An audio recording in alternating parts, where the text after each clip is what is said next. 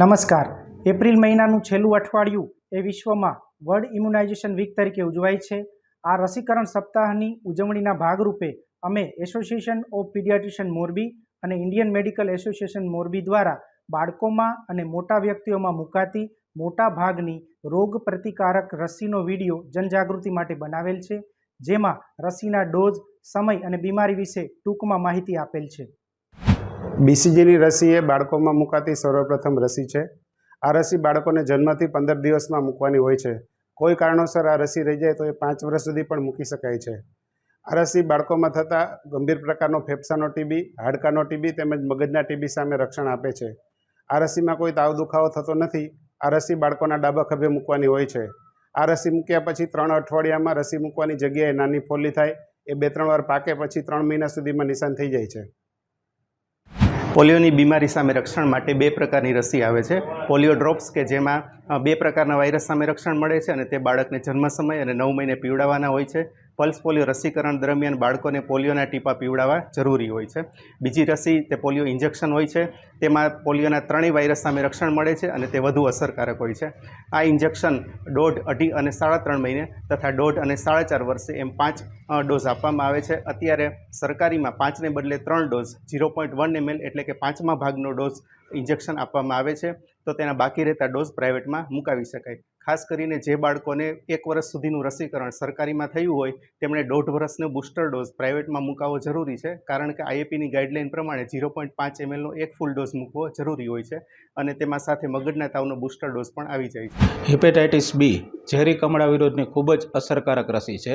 એ જન્મ સમયે 0 ડોઝ તરીકે આપવામાં આવે છે. ત્યારબાદ 1.5, 2.5 અને 3.5 મહિને સરકારીમાં પેન્ટાવેલેન્ટ રસીમાં અને પ્રાઇવેટમાં હેક્ઝાવેલેન્ટ રસીમાં આપવામાં આવે છે. આ રસી સરકારમાં 2010-11થી અને પ્રાઇવેટમાં 2004-05થી જ ઉપલબ્ધ છે. આથી 15થી 18 વર્ષથી મોટી ઉંમરનાને આ રસી મળેલ હોતી નથી, તો એ લોકો પણ 0, 2 અને 6 મહિનાના ડોઝમાં 3 ડોઝ લઈ શકે છે. ડીપીટી એટલે ત્રિગુણીની રસી છે. ડિપ્થેરિયા એટલે કંઠમાલ, ઉતાટીઓ એટલે મોટી ઉધરસ અને ધનુર જેવી 3 મોટી ભયાનક બીમારીઓ સામે રક્ષણ આપતી રસી આવે છે. એના 3 પ્રાઇમરી ડોઝ 1.5 મહિને, 2.5 મહિને, 3.5 મહિને અને 2 બૂસ્ટર ડોઝ 1.5 વર્ષે અને 4.5 વર્ષે ફરજિયાત છે. પ્રાઇવેટમાં આ રસી મૂકો તો સાથે પોલિયોનું ઇન્જેક્શન પણ આવી જાય છે, જેનાથી બાળકને 1 ઇન્જેક્શન ઓછું આપવું પડે. આ ઇન્જેક્શન 2 પ્રકારના હોય છે. હોલસેલ વેક્સિન, જેમાં કે તાવ, દુખાવો, સોજાની શક્યતા વધારે હોય છે, અને એ સેલ્યુલર રસી જે કે માત્ર પ્રાઇવેટમાં મળે છે, જેમાં કે તાવ, દુખાવો, સોજાની શક્યતા લગભગ નહીં જેવી હોય છે. જે બાળકને આગળની હોલસેલ રસીમાં વધારે તાવ આવ્યો હોય, ખૂબ વધારે રડ્યું હોય, તાવના લીધે આંચકી આવી હોય, તો એને બીજી ડોઝ પ્રાઇવેટમાં એ સેલ્યુલર રસીની જ મુકાવો તો વધારે સારું. એચ ઇન્ફ્લુએન્ઝા બી વેક્સિન. હિમોફાઇલસ ઇન્ફ્લુએન્ઝા નામના બેક્ટેરિયાથી નાના બાળકોમાં મગજમાં રસી, કાનમાં રસી અને ફેફસામાં ન્યુમોનિયા થતા હોય છે. જેના માટે એચઆઈબી વેક્સિનના ટોટલ 4 ડોઝ, જેમાંના 3 પ્રાઇમરી ડોઝ 1.5, 2.5 અને 3.5 મહિને સરકારીમાં ત્રિગુણી અને ઝેરી કમળા સાથે પેન્ટાવેલેન્ટ વેક્સિન તરીકે અને પ્રાઇવેટમાં હેક્ઝાવેલેન્ટ વેક્સિન તરીકે રેગ્યુલરમાં મળે છે. પણ ચોથો એટલે કે બૂસ્ટર ડોઝ માત્ર પ્રાઇવેટ હોસ્પિટલમાં પેન્ટાવેલેન્ટ અને હેક્ઝાવેલેન્ટ વેક્સિનેશનના કોમ્બિનેશનમાં જ મળે છે, જે અલગથી મળતો નથી, જે પ્રાઇવેટમાં મુકાવી શકાય છે. પીસીવી એટલે ન્યુમોકોકલ વેક્સિન. આ રસી ન્યુમોકોકલ બેક્ટેરિયા દ્વારા થતા ન્યુમોનિયા, કાનમાં રસી, લોહીમાં ચેપ પડવો, વારે ઘડીએ ઇન્ફેક્શન લાગવા તેમજ ઇન્વેઝિવ ન્યુમોકોકલ ડિસીઝ જેવા કે મગજના તાવ સામે રક્ષણ આપે છે. આ રસી 4 કંપનીઓ દ્વારા બનાવવામાં આવે છે, જેમાં દરેક કંપનીના સિરોટાઇપ એટલે કે કેટલી જાતના જંતુઓ સામે રક્ષણ આપશે તે અલગ અલગ હોય છે.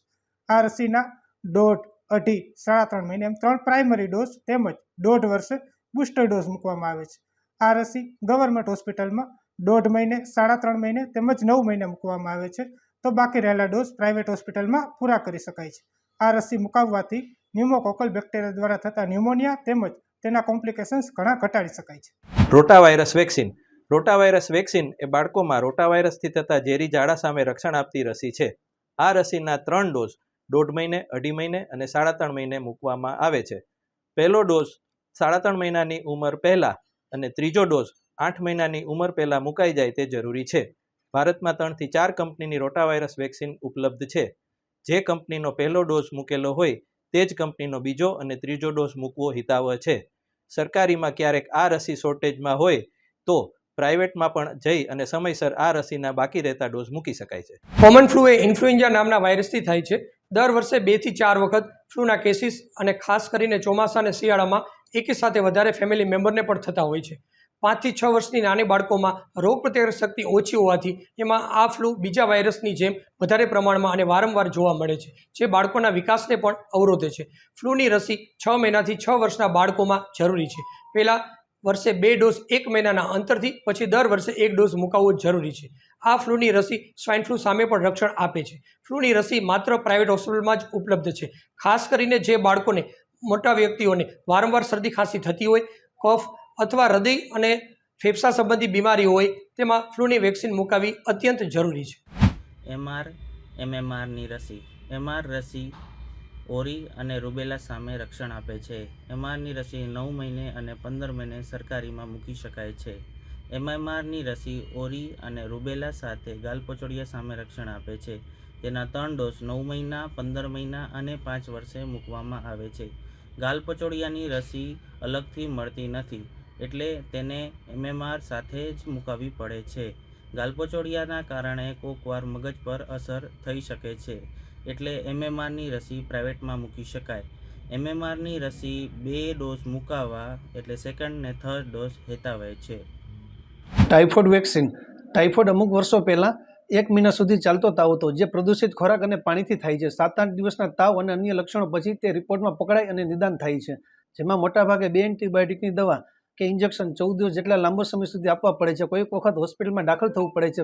બાળકોમાં જેમ ઉંમર વધે તેમ આ બીમારી પણ વધારે લાંબી ચાલે છે. ટાઇફોઇડની રસી ખૂબ જ અસરકારક છે. તેનો માત્ર 1 જ ડોઝ હોય છે, જે 6 મહિનાની ઉંમર પછી મૂકી શકાય છે. જો આ ટાઇફોઇડ વેક્સિન બાકી રહી ગઈ હોય તો કોઈ પણ ઉંમરે મૂકી શકાય છે. જેમને ટાઇફોઇડ થઈ ગયો હોય તે વ્યક્તિ પણ આ રસી 2 મહિના પછી લઈ શકે છે. હિપેટાઇટિસ A સાદો કમળો, જે ખોરાક અને પાણીના હિપેટાઇટિસ A નામના વાયરસના પ્રદૂષિત થવાથી ફેલાતો રોગ છે, જે નાનપણથી લઈ મોટી ઉંમરના માણસોને જિંદગીમાં એકવાર તો થઈ જ જતો હોય છે. આ રોગ થાય ત્યારે ભૂખ ના લાગે, ઉલટીઓ થાય, દાખલ થવું પડે, મગજમાં અસર થઈ જાય, કમળામાંથી કમળી થઈ જાય તો ઘણીવાર ICUમાં પણ દાખલ થવું પડતું હોય છે અને જાનનું જોખમ પણ રહેલું હોય છે. આ રોગ સામેની રસીના 2 ટાઈપ છે. કિલ્ડ વેક્સિન છે, જેના 2 ડોઝ હોય છે, અને લાઈવ વેક્સિનનો એક જ સિંગલ ડોઝ હોય છે. આ વેક્સિન 1 વર્ષ કે એના પછી આપણે મૂકી શકીએ છીએ. આ વેક્સિન જો નાનપણમાં જો ના મૂકેલી હોય તો મોટી ઉંમરે પણ મૂકી શકાય છે, અને આ વેક્સિન ફક્ત પ્રાઇવેટ હોસ્પિટલમાં જ અવેલેબલ છે. અછબડા એ વેરીસેલા એટલે કે ચિકનપોક્સ વાયરસથી થતો અત્યંત ચેપી વાયરસનો રોગ છે, જેમાં ઘણીવાર મોટો ન્યુમોનિયા થવાની શક્યતા અને જો મગજ પર અસર થાય તો ખોટ રહેવાની શક્યતા રહે છે. મોઢા પરના લીઝન જો ફૂટે તો તેના ડાઘા કાયમી રહી જાય છે. પ્રેગ્નન્સી દરમિયાન જો અછબડા નીકળે તો બાળકને જન્મજાત ખોટ ખાવાની શક્યતા રહે છે. ઘણીવાર મોટા બાળકોમાં અછબડા પરીક્ષાના સમયે થતા હોવાથી બાળકો ઘણા હેરાન થતા હોય છે. માટે અછબડાની રસી મુકાવવી ખૂબ જરૂરી છે, જેના 2 ડોઝ હોય છે, જે 15 અને 18 મહિને મૂકવામાં આવે છે. જો કોઈ કારણોસર અછબડાની રસી બાકી રહી ગઈ હોય અને અછબડા ના નીકળ્યા હોય તો તે ગમે તે ઉંમરે મૂકી શકાય છે. આ રસી માત્ર પ્રાઇવેટ હોસ્પિટલમાં જ ઉપલબ્ધ છે. HPV એટલે કે હ્યુમન પેપિલોમા વાયરસ વિરુદ્ધની રસી સ્ત્રીઓમાં ગર્ભાશયના મુખના કેન્સર અને આ ઉપરાંત મળમાર્ગના કેન્સર તથા જનનાંગમાં થતા મસા વિરુદ્ધ રક્ષણ પૂરું પાડે છે. નવી ગાઈડલાઇન પ્રમાણે આ રસી સ્ત્રી અને પુરુષ બંને લઈ શકે છે. જો 9 થી 14 વર્ષની ઉંમર વચ્ચે આ રસી લેવામાં આવે તો તેના 2 ડોઝ હોય છે, અને 14 થી 45 વર્ષની ઉંમર વચ્ચે આ રસીના 3 ડોઝ હોય છે. જેમ બને તેમ આ રસી વહેલી લેવામાં આવે તેમ તેની અસરકારકતા વધારે રહે છે. આ રસી માત્ર પ્રાઇવેટ હોસ્પિટલોમાં જ ઉપલબ્ધ છે. Japanese encephalitis vaccine. Japanese encephalitis એ વાયરસથી થતો મગજનો રોગ છે. મચ્છર કરડવાથી થાય છે. આ રોગમાં આંચકી આવવી, બેભાન થવું, મગજમાં ખોટ રહી જાય જેવી શક્યતા રહે છે. જીવનું જોખમ રહે છે. આ રોગની કોઈ સ્પેશિયલ દવા નથી. આ રોગ ખાસ કરીને બિહાર, યુપી જેવા અમુક રાજ્યોમાં વધારે જોવા મળે છે.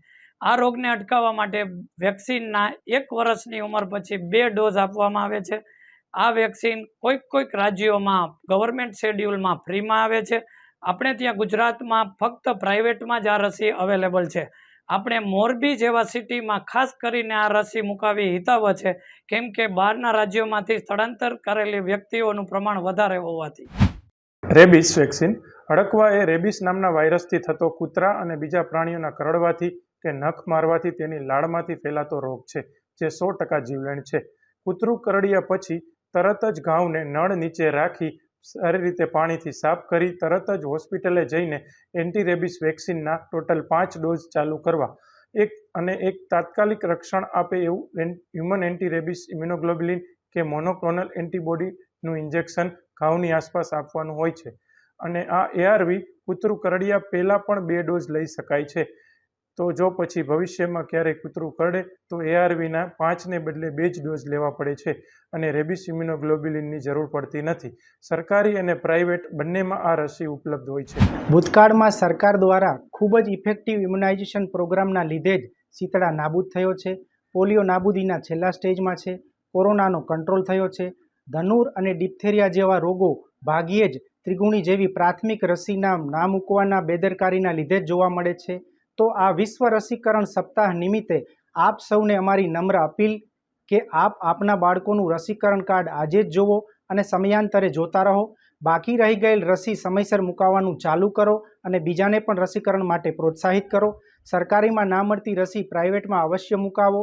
ના સમજાય તો તમારા બાળકના ડૉક્ટરની સલાહ લો. ગૂગલ અને યુટ્યુબમાં પણ સર્ચ કરી શકો છો. આ રસીઓનો ખર્ચ મૂળ બીમારીની સારવારના ખર્ચ કરતાં ઘણો ઓછો હોય છે અને એ ખાસ એક મોટર કારના પહેલાં ઇન્સ્યોરન્સ કરતાં પણ ઓછો હોય છે.